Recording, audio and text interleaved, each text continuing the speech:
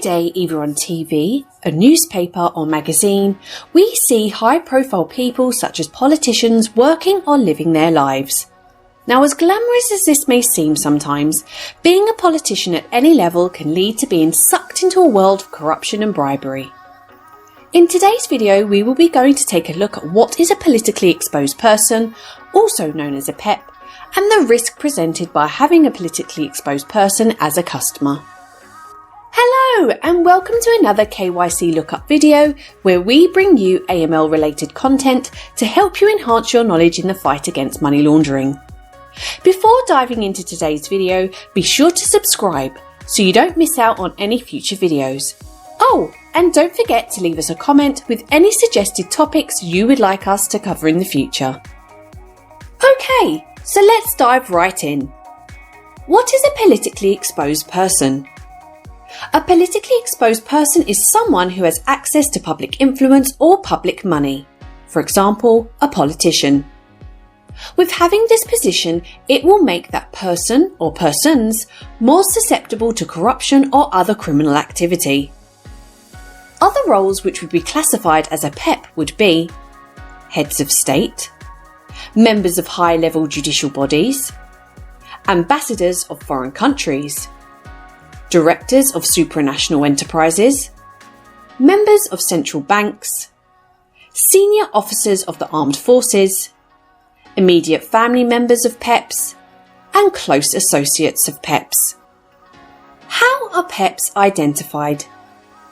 Any PEP should be identified at the onboarding phase or during the life cycle of the relationship, whether it is by default as the potential customer is a government entity or at the time of performing the respective screening of the customer's controllers, owners, or associate. The result can highlight a PEP, which will require the compliance officer to be made aware, which triggers the enhanced due diligence process. Is a PEP still a PEP after they leave their role? The rule of thumb is once a PEP, always a PEP. However, there are different interpretations where after a number of years the individual has left their role, they may not be considered a PEP anymore. FATF Recommendation 12 also defines a PEP as being someone who has been, but may no longer be, entrusted with a prominent public function. The language of Recommendation 12 is consistent with a possible open-ended approach. For example, once a PEP, always a PEP. The handling of a client is no longer entrusted with a prominent public function should be based on an assessment of risk and not prescribed by time limits. The risk-based approach requires that financial institutions assess the risk of a PEP who is no longer entrusted with a prominent public function and take effective action to migrate this risk. Possible risk factors are the level of informal influence that the individual could still exercise the seniority of the position that the individual held as a PEP, or whether the individual's previous and current functions are linked in any way. For example, formally by appointment of the PEP's successor, or informally by the fact that the PEP continues to deal with the same substantive matters. What is needed to onboard a PEP? When dealing with a PEP as a customer, they would automatically be treated as high due to the nature of their role. Recognizing this, the regulations specify that the PEP always requires enhanced due diligence, which must include obtaining senior management sign-off on the relationship with the PEP, establishing the PEP's source of funds and source of wealth, conducting enhanced ongoing monitoring of the relationship, ongoing review of number of the PEPs as customers or PEP associations within the business.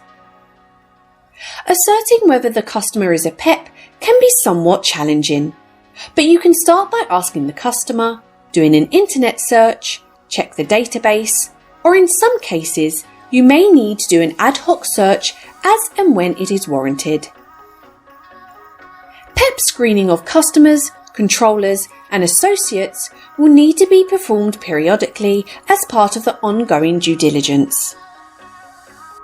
A very high-profile case was of Najib Razak, who was the former Prime Minister of Malaysia, who in 2018 lost a general election, and subsequently had his home raided by the authorities.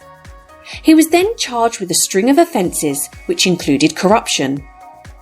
He has since been found guilty on 7 counts of corruption linked to the multi-billion-dollar state investment fund 1MDB and could face decades in prison. Let's take a quick recap on what a PEP is. A politically exposed person is someone who has access to public influence or public money. An example of a PEP could be heads of state, members of higher level judicial bodies, ambassadors of foreign countries, directors of supranational enterprises, members of central banks, senior officers of the armed forces, immediate family members of PEPs, or close associates of PEPs. Some well-known PEPs are Angela Merkel, Boris Johnson, and Narendra Modi. So, there you have it, our breakdown on what a politically exposed person or a PEP is. Let us know in the comments section if you agree that once a PEP, always a PEP is correct, and if not, why. Thank you for watching the video, and if you made it this far, don't forget to like and subscribe to watch more amazing videos.